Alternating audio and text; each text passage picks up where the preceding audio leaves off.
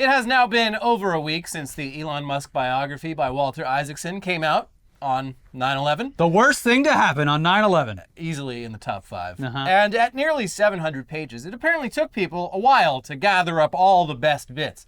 So even though we talked about that damn book a bunch last week, there's still meat on that bone. Get a nice little soup going. Get a stew going. Yeah. And thankfully, while the stuff we talked about last week was kind of funny and also kind of deadly serious, this stuff is pretty much 100% funny. Cool. So let's start with Cyberpunk 2077. The greatest game of all time? Well, I hear it's actually pretty good. They've done the new big update. The new update's supposed to be really good. And it's got Idris Elba coming. But this is a game that came out all the way back in 2020, which feels like a long time ago.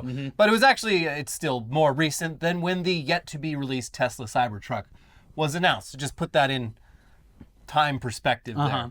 And yeah, just looking at the Cybertruck's design, Cyberpunk 2077 seems like something Elon would be into. Instead of simply waiting excitedly for the game to be released, though, he of course had to get really weird and desperate about it. His girlfriend at the time, Grimes, actually voices a side quest character in the game, and apparently Elon was seething with jealousy over this, to the point that he randomly showed up at one of Grimes' voice recording sessions with a gun, demanding to be put in the game. Okay. But don't worry, it's actually lamer than it sounds. Yeah. Here's from the book. When Grimes was doing the voice recordings for the cyborg pop star she played in the video game Cyberpunk 2077, he showed up at the studio wielding a 200-year-old gun and insisted that they give him a cameo. The studio guys were like sweating, Grimes says. Adds Musk, I told them that I was armed but not dangerous. They relented. The cybernetic implants in the game were a sci-fi version of what he was doing at Neuralink. It hit close to home, he says. Okay, so pretty weird, but it gets even funnier when you look into exactly how he was incorporated into the game. Basically, if you choose the corpo backstory for your character at the beginning of the game, you start off in a bathroom in a fancy office building, puking into the sink. And while you're puking, an awkward guy in a suit with an eerily familiar face enters the bathroom, looks at you briefly, and then goes into the stall to take a shit. Now, it's never been officially confirmed that this is Elon's cameo, but if he did, in fact, secure a cameo with a flintlock pistol, this is it. Meanwhile, Grimes... Obligation fulfilled. Yeah, thanks, everyone. And by the way, when we said the right to bear arms, this is what they meant. That's true. Yeah. That is true. Meanwhile, Grimes' pop star character in the game does have a rich dickhead boyfriend that you're sent to spy on, and while he's definitely not modeled after Elon, you do end up dumping his dead body into a garbage chute. So... guy who takes a shit in the bathroom versus guy who gets dumped in a garbage chute. Yeah, we are getting some indications about how the developers of Cyberpunk felt about Elon and his desperate attempt to be put into the game. Are you sure you want to be involved in this dystopian cyberpunk reality? Well, to him, it's not a dystopia. No, this is, everything's great. Although, you would assume he would not want to be involved at all because of all of the controversy surrounding the game in the early lead up to it with the gender ambiguity. Well, that was before his daughter was turned into a communist by the LA school system. Oh, yeah. So, different times, I guess. Also, I mean, if he had known about the gender stuff, he probably would have slowly backed out the door and went and tweeted something about how... turn me into one of the characters' penises. Cyberpunk's gone woke, even though, like, that kind of... I mean, if any genre of science fiction is going to have, like, trans shit in it, it's going to be the genre where people can, like, just completely swap out, like, entire body parts and shit. Like, come on, Elon. But yeah, speaking of cyber, here's a fun excerpt about how the Cybertruck came to be. Every time someone would point to a picture that was more conventional, Musk would push back and point to the car from the video game Halo, or in the trailer for the forthcoming game Cyberpunk 2077, or from Ridley Scott's movie Blade Runner. His son, Saxon, who is autistic, had recently asked an offbeat question that resonated. Why doesn't the future look like the future? Musk would quote Saxon's question repeatedly. As he said to the design team that Friday, I want the future to look like the future. There were a few dissenting voices suggesting that something too futuristic would not sell. After all, this was a pickup truck. I don't care if no one buys it, he said at the end of the session. We're not doing a traditional boring truck. We can always do that later. I want to build something that's cool. Like, don't resist me. It became known as the Cybertruck. A majority of the people in the studio hated it, said von Holzhausen. They were like, you can't be serious. They didn't want to have anything to do with it. It was just too weird. Some of the engineers started working secretly on an alternative version. I'd love to see the alternative Tesla truck. Yeah, ready to go at any time, presumably when the Cybertruck inevitably fails safety tests or anything else. Which, again, Yeah, TikTok! It's supposed to be publicly released very soon. Haven't heard anything about it actually even attempting to pass the rigorous government-regulated sanctioned tests that all cars in this country are required to pass. These Cybertrucks are going to end up on a battlefield somewhere.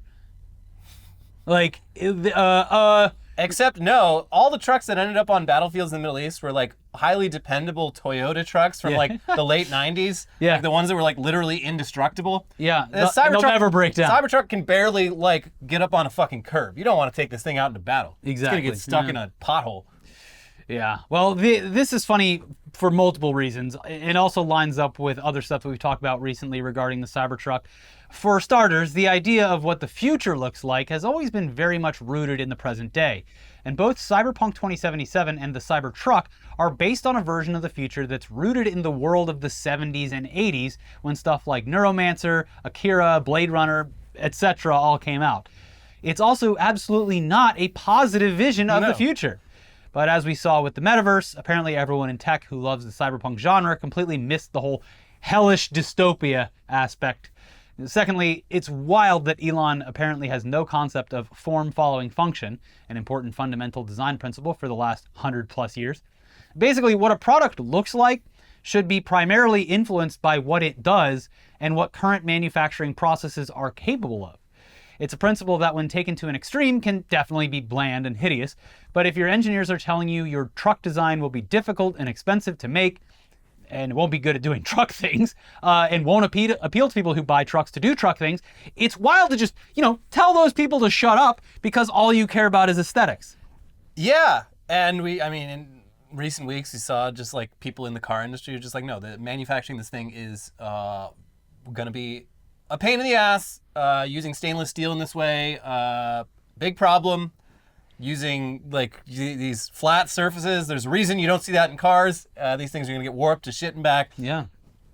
And yeah, it's just, this is the reason why concept cars, which every car company shows off in Detroit every fucking year, there's a reason why those aren't production cars. Yeah. Because they're designing for looks entirely. Yeah. And when you're actually designing a car that needs to like function on the road and be safe and be reliable, like there are visual, the aesthetics of it follow the actual function of it. It's like the same way like people are like, why don't buildings look as cool as they used to? And it's like, well, the way that buildings are made changed. Yes. And yes, in the middle of the 20th century, the result was god awful, just the ugliest shit you've ever seen. Mm-hmm. But yeah, there's a reason we stopped. People aren't building new houses out of like fucking stone, or making like and buildings are starting to look cool again. Well, yeah, there's always been good architecture that actually takes the new construction principles and applies them in a good way. A lot of it's not good, but like, yeah, you're just not looking in the right place. But it's the same with cars. It's like cars don't look the way they used to because building a car was a lot different back then, and those cars are not safe. Not at all. The other thing about the Cybertruck is currently, and because the look of the Tesla has not changed in a very long time. It's kind of dated at this point. You have to kind of give people the benefit of the doubt that are driving them and be like, okay, yes, the CEO is a complete psychopath who seems to really harbor some anti-Semitic thinking. Probably not a car company you'd like to represent publicly, but yeah, benefit of the doubt, you might have bought that years ago because we don't know it. They all look the same. Yeah. Now, when you see a Cybertruck rolling down the road... this person made a decision in the year 2023. Yeah. Based on all the information available, including how impractical this truck is, and still decided to take delivery on it. So no, I will stick my hand out the window and go, thumbs down, sir. Yeah. So I look forward to seeing how that turns out. But yeah, it needs to look like the future. It's just like, I thought you were a big sci-fi fan. Have you noticed that like science fiction's idea of the future has changed quite a bit? And even within the same era, there were wildly different visions of what the future looked like. Like, Yeah. have you noticed how Fallout looks completely different compared to Starfield? Yeah. Those are both the future, but they're based on different visions of the future. In a lot of utopian sci-fi illustrations and stuff, public transit everywhere you look. Yeah. That's pretty futuristic, Mr. Musk. Can you imagine a train Yeah, could carrying you imagine everyone where they need to go? a tunnel with a conveyance device that holds more than 4 people? Wow, that's futuristic. Yeah, that'll never happen. Nope. No. Anyways, one more funny anecdote from the book that came to light this week involves Elon Musk getting into a confrontation with a man who is widely and accurately considered one of the most important figures in comedy of all time. He's also a guy whose comedy mainly revolves around uncomfortable confrontations.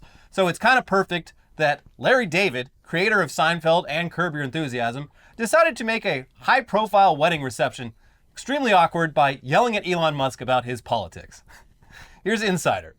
Comedian Larry David once confronted Elon Musk at a wedding about his support for the Republican Party and had some harsh words for the Tesla CEO.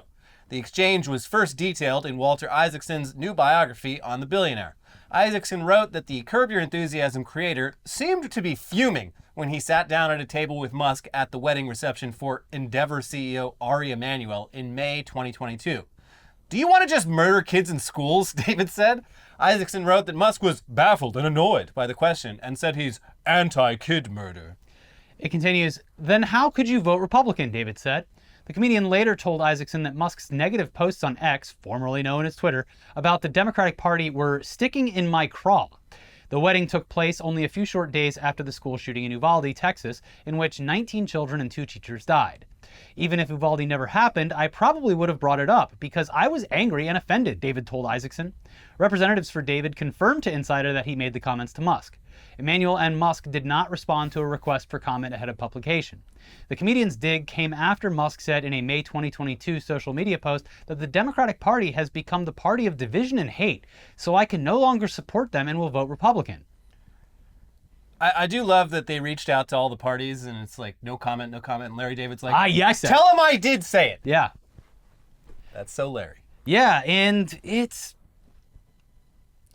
It just goes to show that people who are stumbling into fascism are constantly saying that they have nothing to do with what their words actually mean. And also, it's like Elon's seemingly his entire reason for shifting rightward is like all based on fucking culture war bullshit. Yeah. None of it is based on like actual material things happening in the country, such as, mass shootings happening all the time.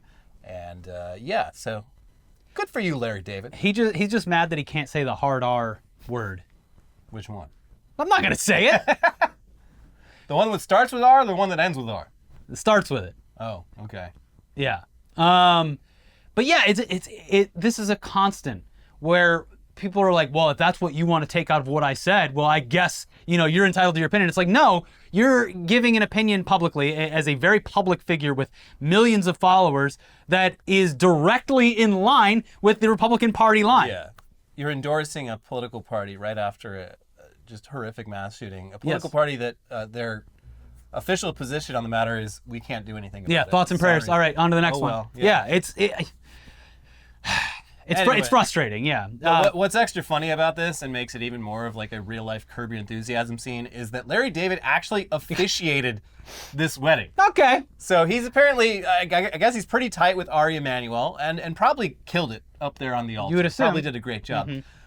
But Elon Musk is also a friend of Ari Emanuel. He sold Emanuel one of Tesla's first roadsters and was photographed looking like a beached beluga whale on Ari Emanuel's yacht last year. Yeah, that's where those pictures are from. The one where he looks like the guy that can survive any car crash. What's his name? Graham. Graham, yes. So yeah, a very awkward scene all around. Also, elsewhere in the book, it is revealed that Ari Emanuel at one point offered via text message to run Twitter for $100 million, which Musk rejected, calling it the most insulting, demeaning, insane message. Because a guy who actually has successfully run multiple companies over like decades, implied that Musk needed help from someone who knew what they were doing. Yeah. It's very funny.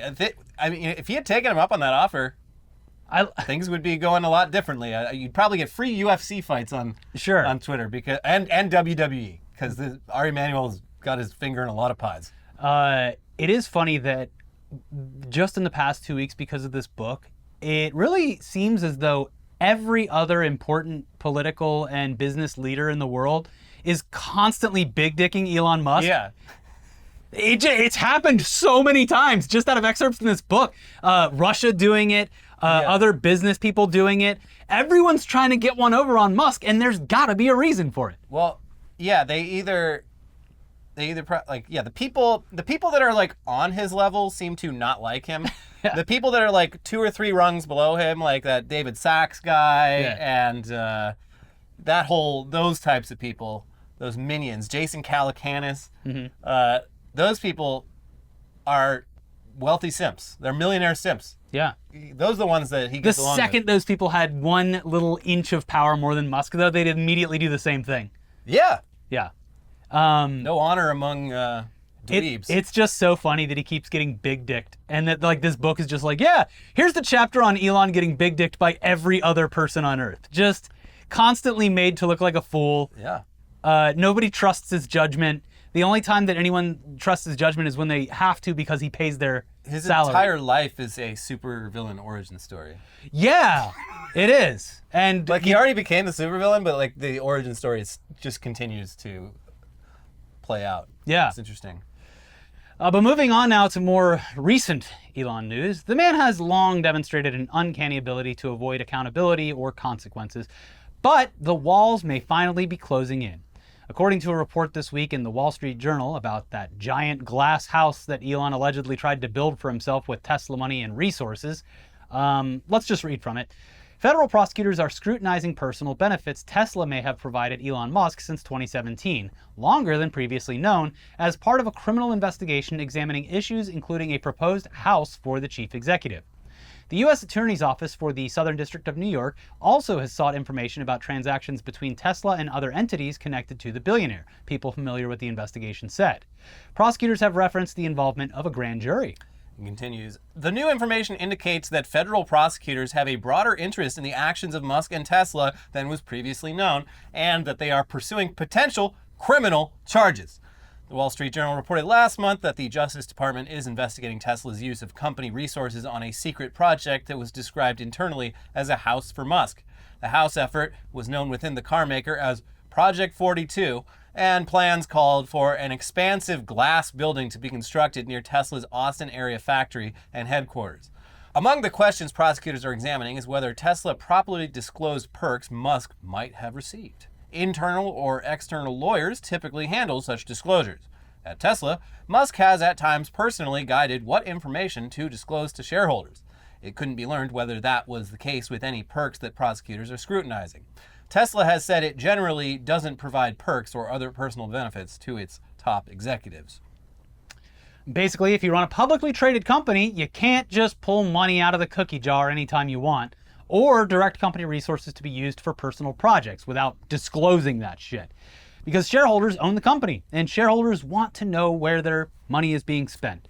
It's potentially a very serious situation. Yeah. And the fact that Musk is possibly facing criminal charges in addition to SEC violations is big news. I mean, we're not holding our breath waiting to see if Elon Musk is going to be wearing one of those cool orange jumpsuits, especially with Trump potentially going to prison also on our plate. But hey, we'll see what happens.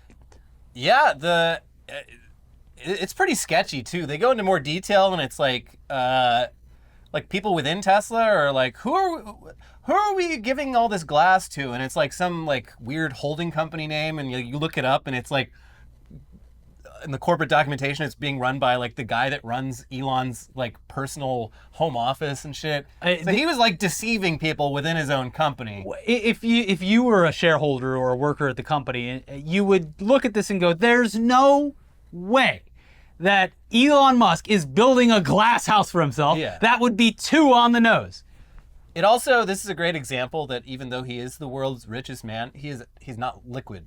at all. Yeah, no, he needs to borrow money all the If time. he wants to build a sick, like, billionaire house, like, he does not have the money for that. No, and the other option is selling off his shares in Tesla, which shareholders also don't like. Yeah, I mean, he does it, like, once a year. He just, like, offloads, like, $1 billion in shares and is like, oh, yeah, but I need some cash. It's not a, just... Also, that rich, like, lots of money can't buy taste.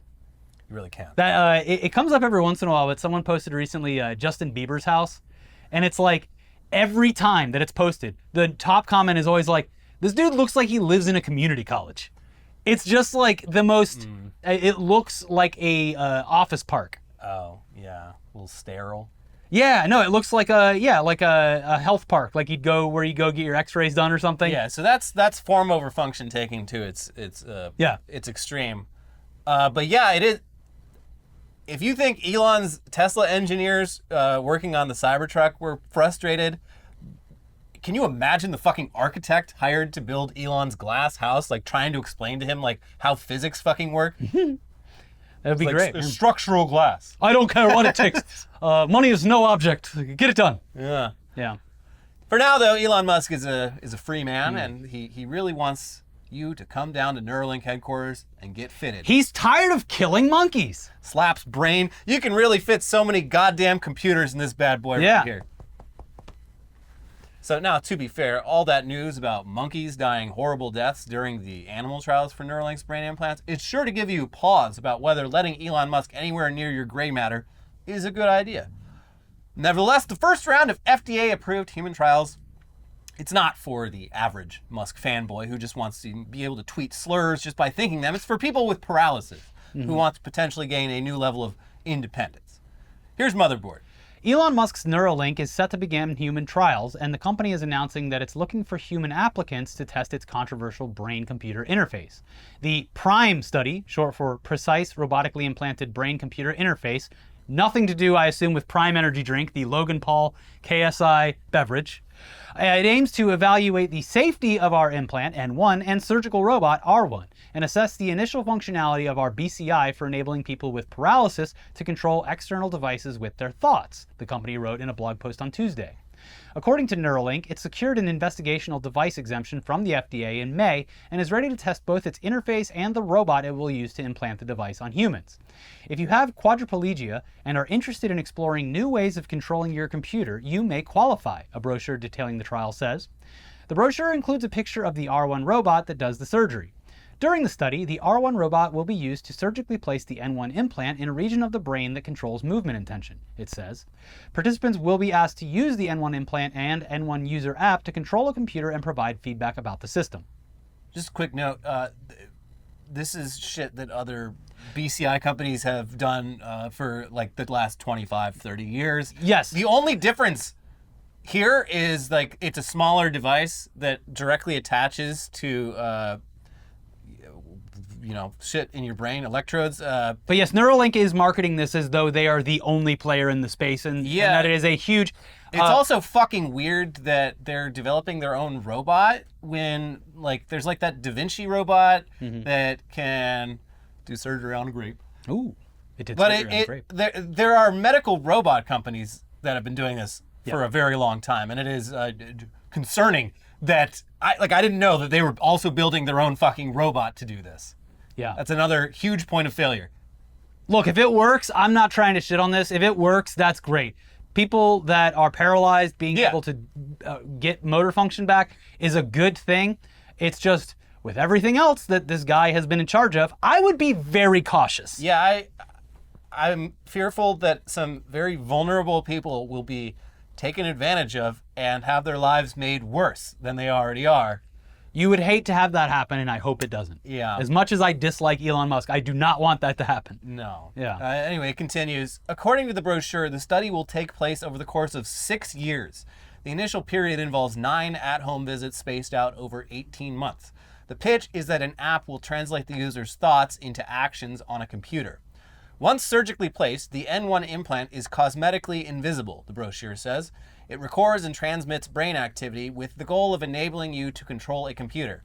The N1 implant records neural activity through 1,024 electrodes distributed across 64 threads, each thinner than a human hair. Before these human trials, Neuralink conducted tests on monkeys. In 2021, the company shared a video of one of the monkeys allegedly controlling the video game Pong with its mind. Even if Musk's company truly succeeded, it may have come at a terrible cost. Reports from the trial have been grim, and U.S. federal investigators launched an investigation into animal cruelty in 2021. It's still ongoing. And yeah, about those animal cruelty allegations, this week Wired published a piece detailing the actual veterinary records of what happened, and it's bad. We're going to read a bit from this, but if stories about lab animals dying in upsetting ways is not something that you want to experience, just skip to the next chapter of the video, okay? Here we go. UC Davis veterinary records cited by the Physicians Committee, which Wired also obtained through a subsequent California Public Records request, chronicle a battery of complications that developed following procedures involving electrodes being surgically implanted into monkeys' brains. The complications included bloody diarrhea, partial paralysis, and cerebral edema, a condition colloquially known as brain swelling. For example, in an experimental surgery that took place in December 2019, performed to determine the survivability of an implant, an internal part of the device broke off while being implanted. Overnight, researchers observed the monkey, identified only as Animal 20 by UC Davis, scratching at the surgical site, which emitted a bloody discharge, and yanking on a connector that eventually dislodged part of the device. A surgery to repair the issue was carried out the following day, yet fungal and bacterial infections took root. Vet records note that neither infection was likely to be cleared, in part because the implant was covering the infected area. The monkey was euthanized on January 6, 2020. The worst thing to happen on January 6th. Well, the other January 6th was a year later, but yes. Worst thing to have happened on a January 6th. A January 6th. Yes. That's right. Here's some more. Additional veterinary reports show the condition of a female monkey called Animal 15 during the months leading up to her death in March 2019. Days after her implant surgery, she began to press her head against the floor for no apparent reason, a symptom of pain or infection, the records say. Staff observed that though she was uncomfortable, picking and pulling at her implant until it bled, she would often lie at the foot of her cage and spend time holding hands with her roommate. Animal 15 began to lose coordination, and staff observed that she would shake uncontrollably when she saw lab workers. Her condition deteriorated for months until the staff finally euthanized her. A necropsy report indicates that she had bleeding in her brain and that the Neuralink implants left parts of her cerebral cortex focally tattered. Yet another monkey, Animal 22, was euthanized in March 2020 after his cranial implant became loose. A necropsy report revealed that two of the screws securing the implant to the skull loosened to the extent that they could easily be lifted out.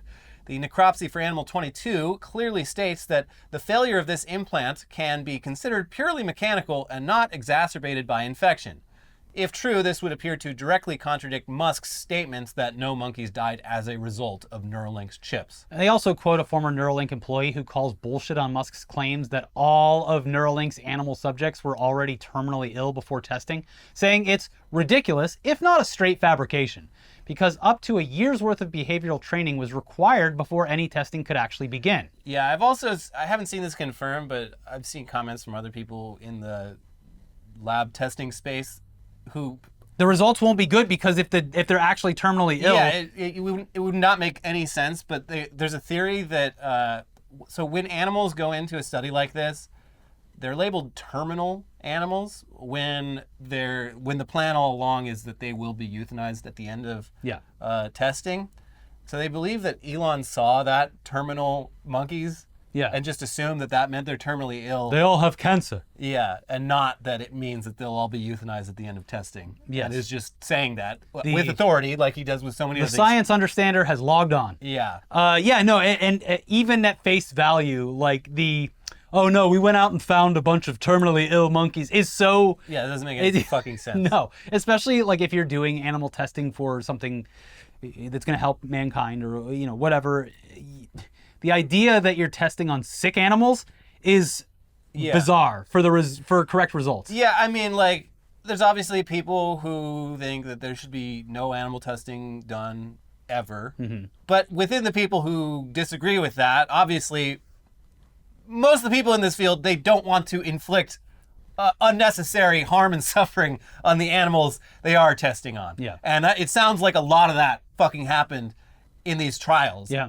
and like in a fucking horrific way, in preventable ways. It sounds like they were just sort of jamming these things into these monkeys' brains and seeing what happened. And for Musk's part, with no explanation on any of the details of it, he's just like, don't worry, they were going to die anyway. Yeah. We're all terminal after all. So, yeah, there you go.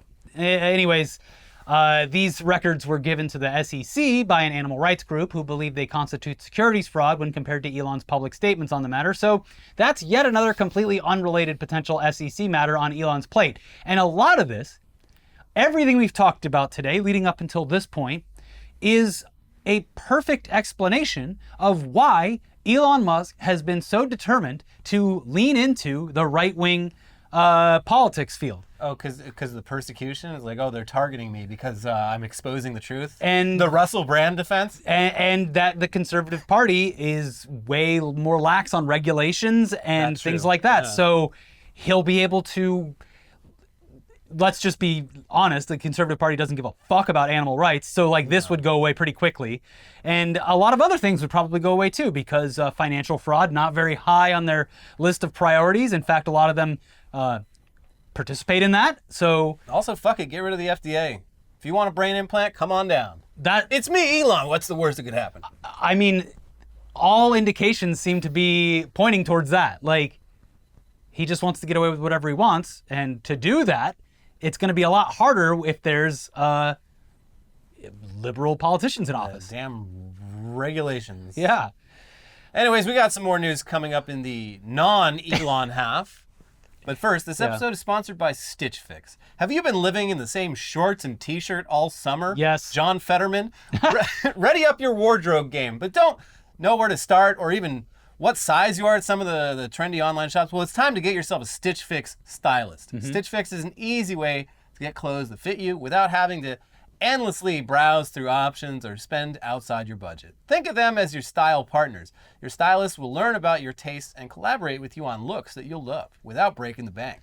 With your choices in mind and a wide range of sizes available, from extra small to triple XL, they'll find your perfect fit and send you clothes handpicked just for you.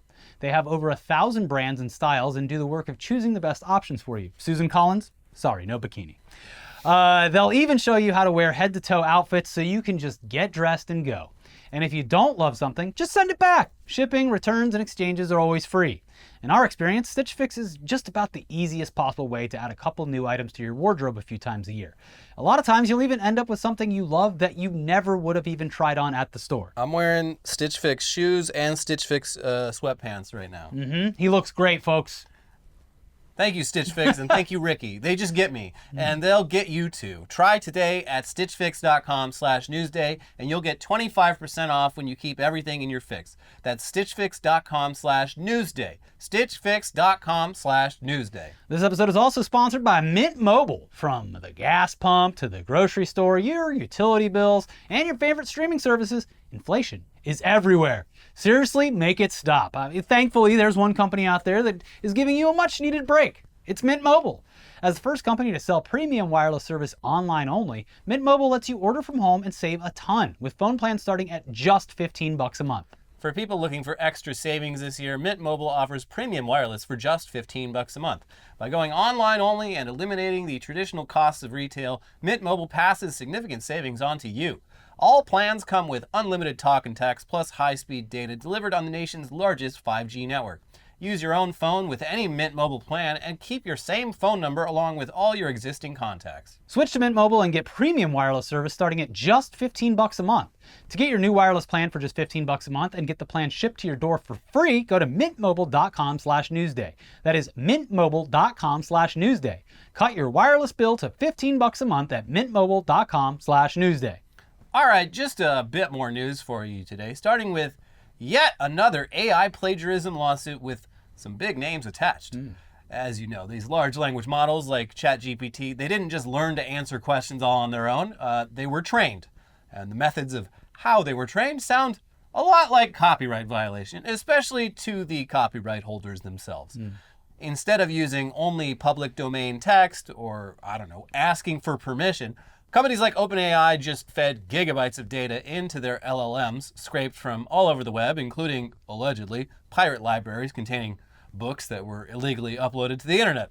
And the authors of these books are not happy about that. Not only for the copyright infringement, but also because LLMs directly threaten to replace human writers. They're stealing my shit and using it to replace me. Yeah. So here's The Verge. More authors sued OpenAI for copyright infringement, joining other writers in pursuing legal action against generative AI companies for using their books to train AI models. The Authors Guild and 17 well-known authors like Jonathan Franzen, John Grisham, George R.R. Martin, and Jodi Picoult filed the lawsuit in the Southern District of New York. The plaintiffs hope to get the filing classified as a class action. According to the complaint, OpenAI copied plaintiffs' works wholesale without permission or consideration and fed the copyrighted materials into large language models.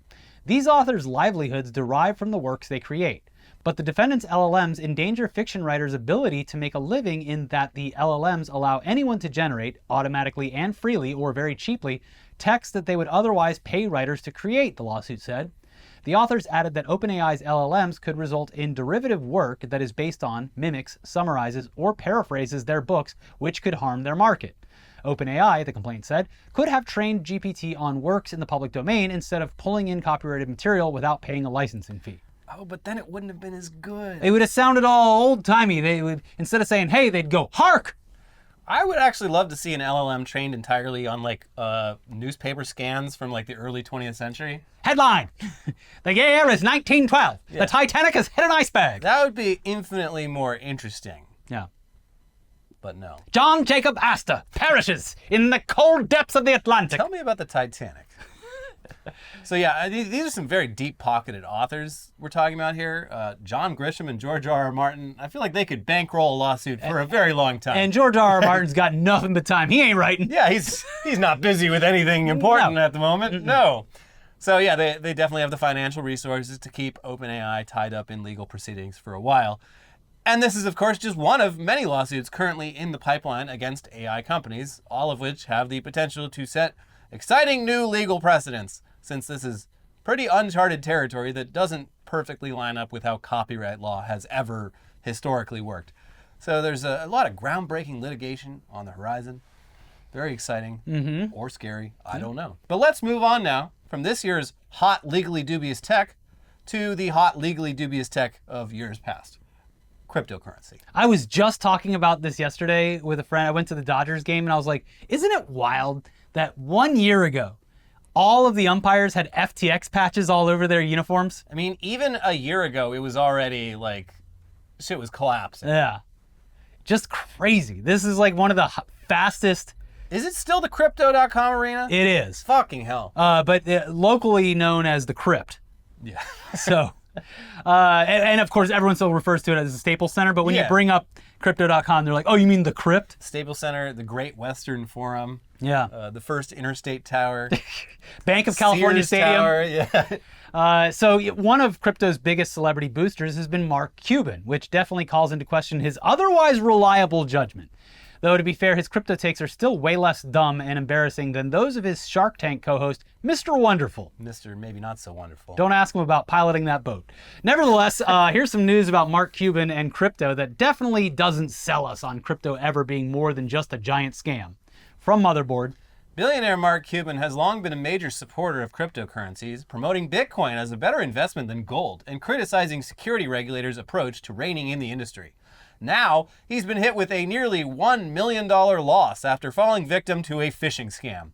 The substantial theft was first spotted by an anonymous blockchain watcher on social media who noticed that Cuban's crypto wallet was being drained of all of its funds on Friday. Lamau, did Mark Cuban's wallet just get drained? Wallet inactive for 160 days, and all assets just moved, said Waz Crypto in a tweet with an attached screenshot of Cuban's wallet activity. The losses amounted to roughly $870,000, according to blockchain data from the attacker's crypto address. I just love that this is another example of just like one of the big marketing things for crypto being private and secure. Just like, no, anyone who By has definition, it is not private and secure. Instead you have just anyone on the internet being able to watch Mark Cuban's crypto wallet to and see that's what's like happening. a lot of these scams, like some of the ones we've talked to have like one of the steps in the scam is just watching someone's wallet activity. Yeah. And like there was that one we talked about recently where like you see them like trading money, like doing test payments, and you just create a wallet that's like, it's 35 characters. So you make one that just at glance looks like the same one, and trick them into giving you money. Yeah, well, it continues. Cuban spoke to crypto news outlet DL News and said that he was the victim of a phishing attack. He downloaded a fake version of a popular crypto wallet software after searching on Google, he said, which was set up to drain his funds. I'm pretty sure I downloaded a version of MetaMask with some shit in it, he told the outlet. I went on MetaMask for the first time in months. They must have been watching, Cuban said. Crypto phishing scams are extremely common and generally follow the pattern of a user engaging with malicious software or a smart contract on the blockchain. Because cryptocurrency transactions are instant, irreversible, and typically anonymous, there is usually little recourse for victims. Last week, Ethereum co-founder Vitalik Buterin's Twitter account was hacked and scammers stole about $500,000 in just 20 minutes. Oh, that's the future money. You know how like you put your money in a bank and it's just there all the time and insured up to a certain amount by the federal government? What if like downloading the wrong app onto your phone meant all your money just disappears and there's nothing you can do about it? Sounds awesome, right? I like to think that this is not the type of guy that Mark Cuban is, but I don't know. And I don't know how this would work in a financial declaration sense, but having a bit of an oopsie and losing hundreds of thousands of dollars worth of essentially worthless items. That would be a tax write-off. You would assume. In some way. Yeah. I don't know. Can you write off that? I have no idea.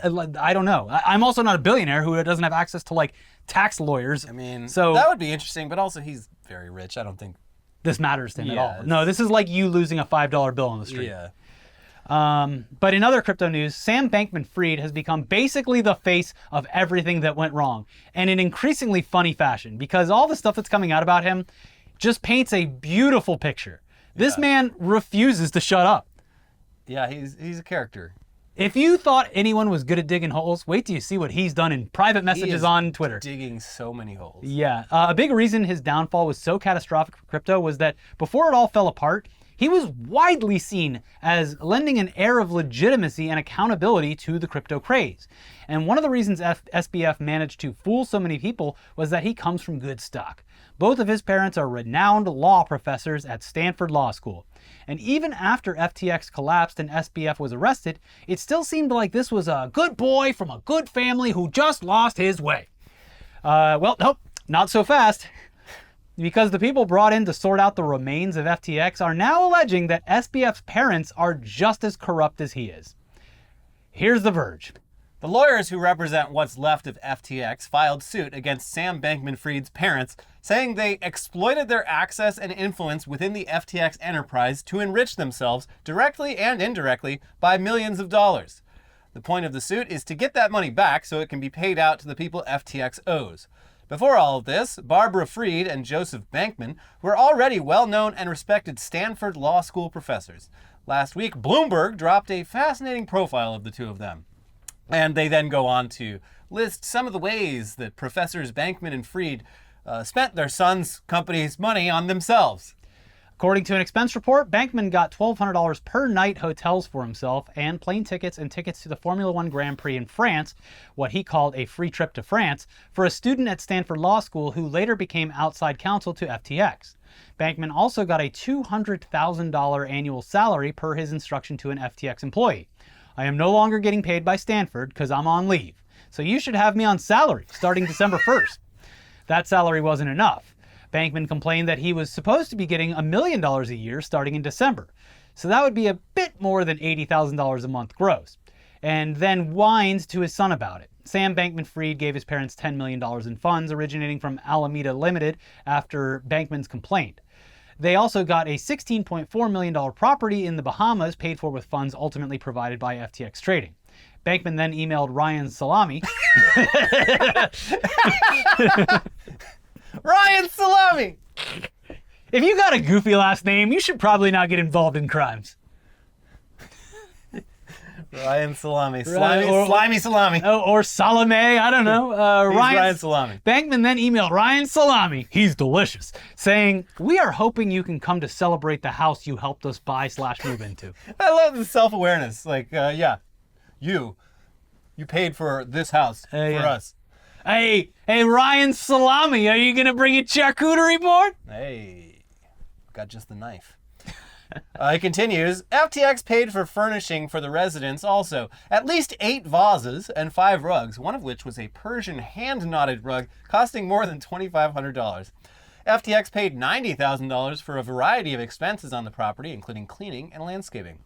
There's no record of FTX being reimbursed, the filing notes. Bankman got to meet Larry David at his own request by playing a cameo role in the FTX commercial. Quote, okay, I'm not a star fucker and don't really care about meeting, say, Tom Brady, but Larry David, he wrote. Larry David pops up 2 times in this fucking episode for 2 completely separate reasons. Yeah. Interesting. Bankman also channeled $5.5 million in donations to Stanford University. Donations that did not benefit the FTX group and instead amounted to naked self-dealing by Bankman, who sought to curry favor with and enrich his employer at the FTX group's expense. Fried sought donations for her political group, Mind the Gap, while trying to obscure the source of the funds, the filing alleges.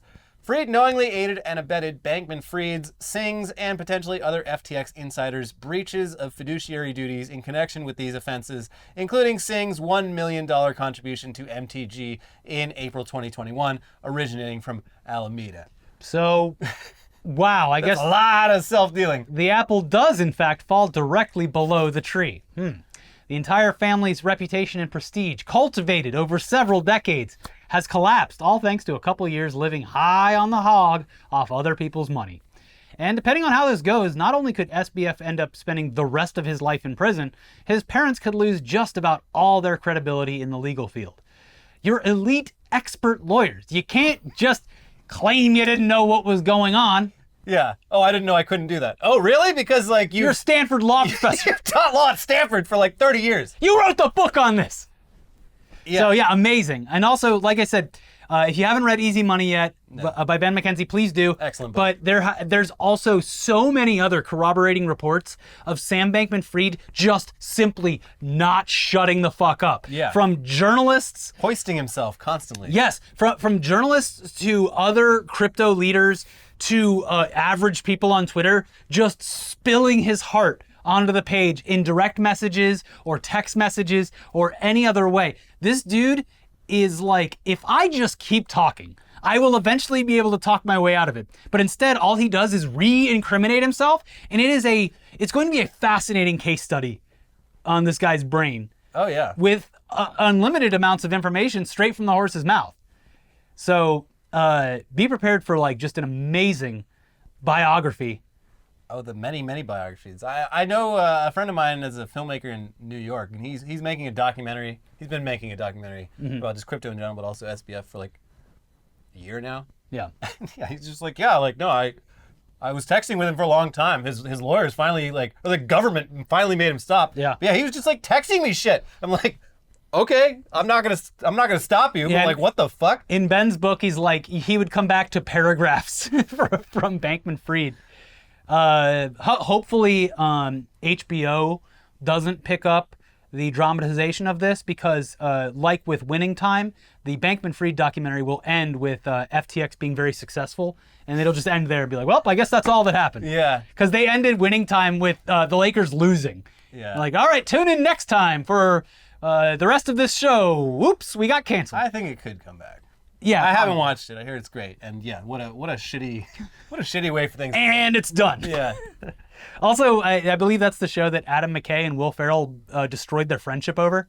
Yeah. Well, Will Ferrell wanted to play Jerry Buss, and Adam McKay thought that John C. Reilly would do a better job. And based on people who've actually seen the show, it sounds like Adam McKay made the right choice, but Will Ferrell didn't seem to think so. He called dibs on that role, and weird thing Gary to lose a friendship Sanchez shattered over that. Yeah.